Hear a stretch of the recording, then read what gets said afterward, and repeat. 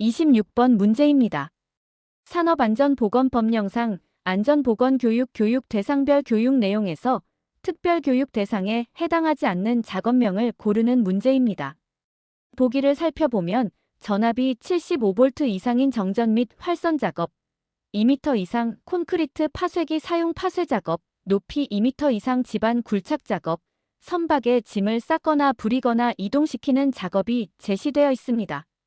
이들은 모두 특별교육 대상에 해당하는 작업들입니다.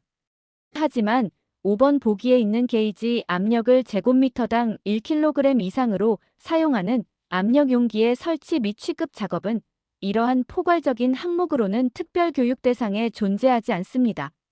화학설비의 탱크 내 작업이나 특수화학설비 설치 운전 등은 해당하지만 압력 용기 자체의 설치 및 취급만을 특별교육 대상으로 규정하고 있지는 않습니다. 따라서 정답은 5번입니다. 27번 문제입니다. 교육훈련 기법 중 강의법의 장점으로 옳지 않은 것을 고르라는 문제입니다. 강의법은 오래된 전통적인 교수 방법으로 안전 지식을 전달하는데 유용하고 시간과 장소의 제약이 비교적 적으며 수업 도입이나 초기 단계에 효과적이고 많은 인원을 대상으로 교육할 수 있다는 장점들을 가지고 있습니다.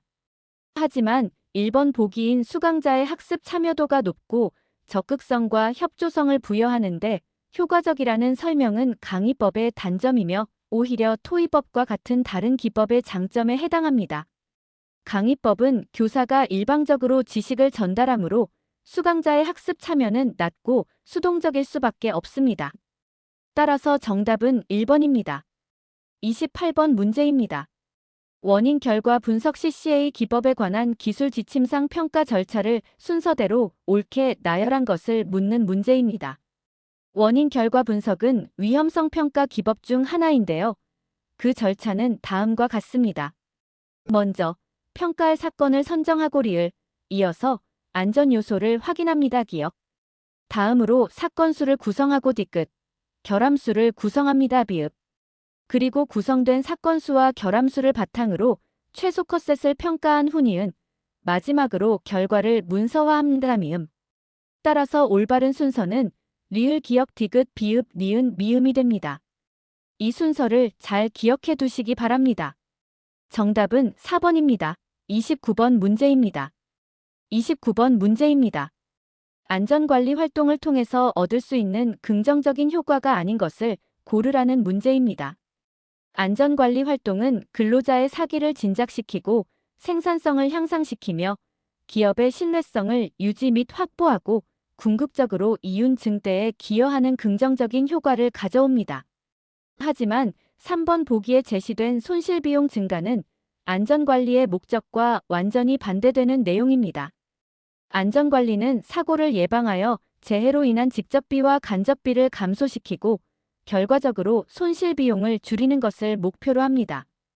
따라서 손실비용 증가는 긍정적인 효과가 아닙니다. 정답은 3번입니다. 30번 문제입니다. 30번 문제입니다. 현장이나 직장에서 직속 상사가 부하 직원에게 일상 업무를 통하여 지식, 기능, 문제 해결 능력 및 태도 등을 교육 훈련하는 방법으로 개별 교육에 적합한 것을 묻는 문제입니다. 이 설명은 OJT, 즉 An-the-Jav Training 의 정확한 정의입니다. OJT는 직장 내 훈련으로 실제 업무 현장에서 직속 상사나 선배가 부하 직원에게 개별적으로 지도를 통해 교육하는 방식입니다. 5번의 OFJT는 직장을 벗어나 별도의 장소에서 진행되는 집체 교육을 의미하므로 해당하지 않습니다. 따라서 정답은 2번 OJT입니다. 31번 문제입니다. 31번 문제입니다. 산업안전보건법상 산업안전보건위원회의 심의 의결사항으로 옳은 것을 모두 고른 문제입니다. 산업안전보건위원회는 사업장의 안전보건에 관한 중요한 사항들을 심의하고 의결하는 기구입니다. 보기를 하나씩 살펴보면 기억, 산업재해에 관한 통계의 기록 및 유지에 관한 사항, 니은, 사업장의 산업재해 예방계획의 수립에 관한 사항, 디귿, 작업환경 측정 등 작업환경의 점검 및 개선에 관한 사항, 그리고 리을. 유해하거나 위험한 기계 기구 설비를 도입한 경우 안전 및 보건 관련 조치에 관한 사항. 이 네 가지 사항은 모두 산업안전보건법 제24조 제2항에 명시된 산업안전보건위원회의 심의 의결 사항에 해당합니다. 따라서 기역, 니은, 디귿, 리을 모두 정답이므로 정답은 5번입니다. 32번 문제입니다. 32번 문제입니다. 재해의 통계적 원인 분석 방법에 해당하지 않는 것을 고르라는 문제입니다. 파레토도, 특성 요인도, 클로즈 분석도, 관리도 등은 모두 재해 원인 데이터를 정량적으로 분석하고 통계적으로 접근하는 기법들입니다. 하지만 3번 보기의 소시오메트리도는 집단 내 구성원 간의 호감, 반감 등 인간관계를 측정하는 사회심리학적 기법입니다. 이는 재해의 직접적인 통계적 원인 분석 도구라기보다는 집단 역학 분석 도구이므로 재해의 통계적 원인 분석 방법에는 해당하지 않습니다. 따라서 정답은 3번입니다. 33번 문제입니다. 33번 문제입니다. 제조물 책임법에 관한 내용으로 옳지 않은 것을 고르라는 문제입니다. 제조물 책임법은 제조물의 결함으로 인한 손해에 대한 제조업자의 책임을 규정하고 있습니다. 문제의 보기들을 살펴보면 제조업자, 제조물, 연대배상 책임, 제조업자의 배상 책임에 대한 설명은 모두 제조물 책임법의 정의와 내용에 부합합니다. 하지만 4번 보기는 설계상의 결함을 제조업자가 합리적인 설명, 지시, 경고 또는 그 밖의 표시를 하였더라면 피해나 위험을 줄이거나 피할 수 있었음에도 이를 하지 아니한 경우라고 설명하고 있습니다. 이 내용은 실제로는 표시상의 결함에 대한 정의입니다. 설계상의 결함은 대체 설계가 가능했음에도 안전하지 않은 설계를 채택한 경우를 의미합니다. 따라서 4번은 옳지 않은 설명입니다. 34번 문제입니다. 정답은 4번입니다. 34번 문제입니다. 34번 문제입니다. 제어 시스템에서의 안전무결성 등급, 즉 SIL에 관한 문제입니다. 목표 평균 고장 확률에 따라 SIL 등급을 맞추는 것인데요. 표를 보면 10의 -5승 이상, 10의 -4승 미만의 고장 확률을 가진 경우를 기역 등급으로, 그리고 10의 -2승 이상, 10의 -1승 미만의 고장 확률을 가진 경우를 니은 등급으로 두었습니다. 여기서 중요한 것은 고장 확률이 낮을수록, 즉 안전성이 높을수록 SIL 등급이 높다는 점입니다. 따라서 10의 -5승에서 10의 -4승 범위는 가장 높은 안전성을 의미하므로 SIL 4등급에 해당합니다. 그리고 10의 -2승에서 10의 -1승 범위는 SIL 1등급에 해당합니다. 따라서 기역은 4, 니은은 1이 되어야 합니다. 정답은 3번입니다. 35번 문제입니다. 35번 문제입니다. 산업재해 발생의 기본 원인 사엠에 해당하지 않는 것을 고르라는 문제입니다. 재해 원인 분석의 기본 요소인 사엠은 맨 인적 요인, 머신 기계적 요인, 미디어 매체 환경적 요인, 그리고 매너지먼트 관리적 요인을 말합니다. 보기에 제시된 1번 맨, 3번 머신, 4번 미디어, 5번 매니지먼트는 모두 사엠 사고 원인 분석 요소에 해당합니다. 36번 문제입니다. 하지만 이번 보기의 메서드 방법은 작업 방법의 결함을 의미하므로 매니지먼트 관리와는 구분됩니다. 37번 문제입니다. 따라서 기본적인 사엠에 해당하지 않는 것은 메서드입니다. 정답은 2번입니다. 37번 문제입니다. 36번 문제입니다. 공정 안전성 분석, 즉 K-PSR 기법에 관한 기술 지침상 위험 형태에 해당하는 것을 모두 고르라는 문제입니다. K-PSR 기법에서 정의하는 위험 형태는 공정에서 발생할 수 있는 잠재적인 위험의 유형들을 말합니다. 기역, 누출, 니은, 화재 폭발, 디귿, 공정 트러블, 리을. 상에는 모두 K-PSR 기법에서 위험 형태로 분류되는 요소들입니다. 이 외에도 품질 결함 등이 포함될 수 있습니다. 따라서 주어진 보기의 기역, 니은, 디귿, 리을은 모두 위험 형태에 해당하므로 정답은 번입니다. 37번 문제입니다. 인간공학적 동작 경제 원칙에 관한 내용으로 옳지 않은 것을 고르라는 문제입니다. 동작 경제 원칙은 작업 효율성을 높이고 피로를 줄이기 위한 지침입니다. 이 원칙에는 양팔의 동작은 동시에 서로 반대 방향으로 대칭적으로 움직이도록 하고 손과 신체 동작은 작업을 원만하게 수행할 수 있는 범위 내에서 가장 낮은 동작 등급을 사용하며 족답 장치를 활용하여 양손이 다른 일을 할 수 있도록 하는 등의 내용이 포함됩니다. 또한 휴식 시간을 제외하고는 양손이 동시에 쉬지 않도록 하는 것도 중요한 원칙입니다. 하지만 1번 보기인 양손은 동시에 시작하고 동시에 끝나지 않도록 한다는 설명은 동작 경제의 원칙에 어긋납니다. 38번 문제입니다. 동작 경제 원칙에 따르면 양손은 동시에 시작하고 동시에 끝나도록 하여 작업의 균형과 효율성을 높여야 합니다. 따라서 옳지 않은 것은 1번입니다. 38번 문제입니다. 38번 문제입니다. 부품 신뢰도가 어인 동일한 4개의 부품을 병렬로 연결했을 때 전체 시스템의 신뢰도가 0.9984가 되었다고 합니다. 이때 부품 신뢰도 어가 얼마인지 묻는 계산 문제입니다. 병렬 시스템의 신뢰도 공식은 RS1-1-RN입니다. 여기서 RS는 시스템 신뢰도, 아은 개별 부품의 신뢰도, N은 부품의 개수입니다. 문제에서 RS는 0.9984, N은 쌓이므로 0.9984 1-1-A4로 식을 세울 수 있습니다. 이 식을 정리하면 1-A4 1-0.9984 0.0016이 됩니다. 0.0016은 0.2의 사승과 같으므로 1-A 0.2가 됩니다. 따라서 A1- 0.2 0.8입니다. 정답은 4번 0.8입니다. 40번 문제입니다. 39번 문제입니다. 안전성 평가 6단계에서 단계별 내용으로 옳지 않은 것을 고르라는 문제입니다. 시스템 안전성 평가는 6단계로 구성되어 있습니다. 1단계는 관계자료 정비, 2단계는 정성적 평가, 3단계는 정량적 평가, 4단계는 안전대책 수립, 5단계는 재해 정보에 의한 재평가입니다. 이 단계들은 모두 올바른 설명입니다. 하지만 5번 보기인 6단계 재평가를 ETA에 의한 재평가라고 한 것이 옳지 않습니다. 41번 문제입니다. 안전성 평가의 마지막 6단계는 FTA, 즉 결함수 분석 등에 의한 재평가입니다.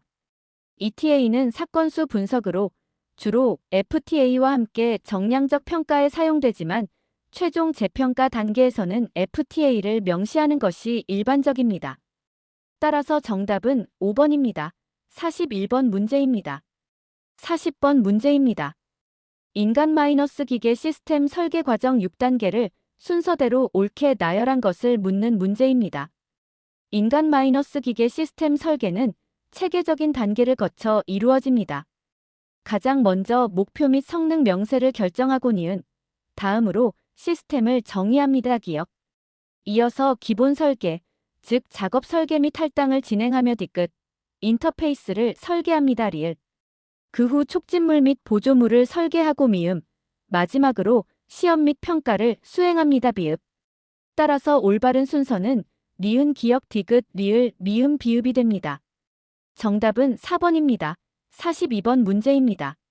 41번 문제입니다. 사고 피해 예측 기법에 관한 기술 지침상 위험 기준의 정립에 관한 내용입니다. 화재 복사열과 폭발 과압에 대한 기준값을 묻는 문제입니다. 화재의 복사열에 의한 위험 기준은 일반적으로 근로자나 주변 기기에 미치는 영향을 판단할 수 있는 기준으로 기역 kW제곱미터의 복사열이 미치는 거리로 합니다. 여기서는 통상적으로 근로자의 비상탈출 가능 한계 등으로 5kW제곱미터를 사용합니다. 다음으로 폭발 과압은 증기운 폭발 등 사고 시 주변 기기 및 근로자 등에게 미치는 영향을 판단할 수 있는 기준으로 니은 kPa의 과압이 도달하는 거리로 합니다.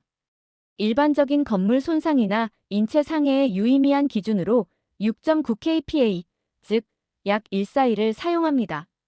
따라서 기역은 5, 니은은 6.9가 되어야 합니다. 정답은 4번입니다. 43번 문제입니다. 42번 문제입니다. A 부품의 고장 확률 밀도 함수가 평균 고장률이 시간당 10의 마이너스 2승인 지수 분포를 따른다고 합니다. 이 부품을 180분 작동시켰을 때의 불신 외도를 계산하는 문제입니다. 단, 소수점 셋째 자리에서 반올림하여 둘째 자리까지 구하라고 했습니다.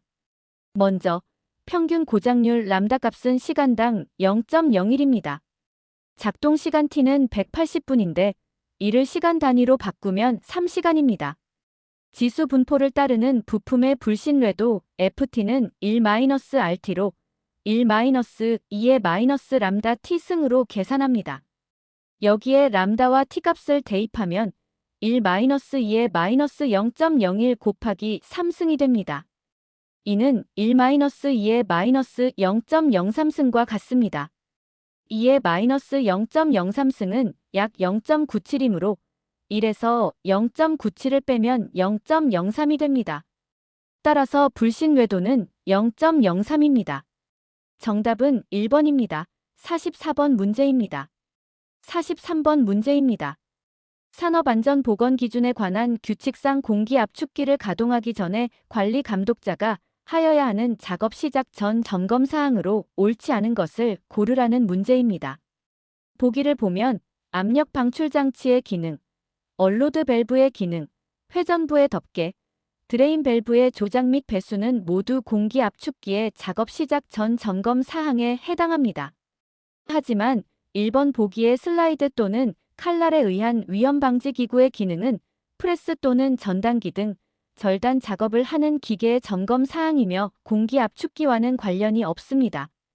따라서 옳지 않은 점검 사항은 1번입니다. 45번 문제입니다. 44번 문제입니다.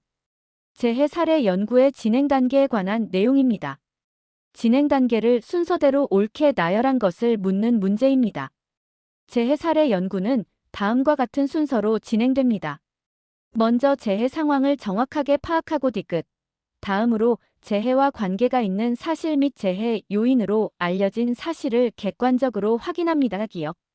파악된 사실로부터 문제점을 찾아내고 리을, 재해의 중심이 된 근본적인 문제점을 결정한 후 재해 원인을 결정합니다. 니은. 마지막으로 동종 재해 및 유사 재해의 예방 대책과 실시 계획을 수립합니다. 미음. 따라서 올바른 순서는 디귿 기역 리을 니은 미음이 됩니다. 정답은 5번입니다. 46번 문제입니다. 45번 문제입니다. 암실 내에서 정지된 작은 빛을 응시하고 있으면 그 빛이 움직이는 것처럼 보이는 현상을 자동운동이라고 합니다. 이 자동운동이 생기기 쉬운 조건으로 옳은 것을 고르라는 문제입니다. 자동운동은 주로 어둡고 자극이 적은 환경에서 발생합니다. 따라서 광점이 작을수록 그리고 광의 강도가 작을수록 즉 빛이 어두울수록 자동운동이 생기기 쉽습니다. 시야의 다른 부분이 밝거나 대상이 복잡하거나 광의 눈부심과 조도가 크면 자동운동은 잘 일어나지 않습니다. 따라서 2번 보기인 광의 강도가 작을 것이 자동운동이 생기기 쉬운 조건에 해당합니다. 47번 문제입니다. 정답은 2번입니다. 47번 문제입니다. 46번 문제입니다. 감전 시 통전 경로별 위험도가 큰 순서대로 옳게 나열한 것을 묻는 문제입니다. 감전 사고에서 전류가 인체를 통과하는 경로는 위험도에 큰 영향을 미치는데 특히 심장을 통과하는 경로가 가장 위험합니다. 위험도 계수를 기준으로 살펴보면 다음과 같습니다. 왼손에서 가슴으로 전류가 흐르는 경로 뒤긋는 심장을 직접 통과하므로 가장 위험합니다. 다음으로 오른손에서 가슴으로 흐르는 경로 기역도 심장을 통과하지만 왼손보다는 약간 낮습니다. 왼손에서 한 발 또는 양발로 흐르는 경로 니은는 심장을 통과하지만 비교적 위험도가 낮습니다. 그리고 왼손에서 오른손으로 흐르는 경로 리을는 심장을 우회하므로 상대적으로 위험도가 가장 낮습니다. 따라서 위험도가 큰 순서는 디귿 기역 니은 리을입니다. 정답은 3번입니다. 48번 문제입니다.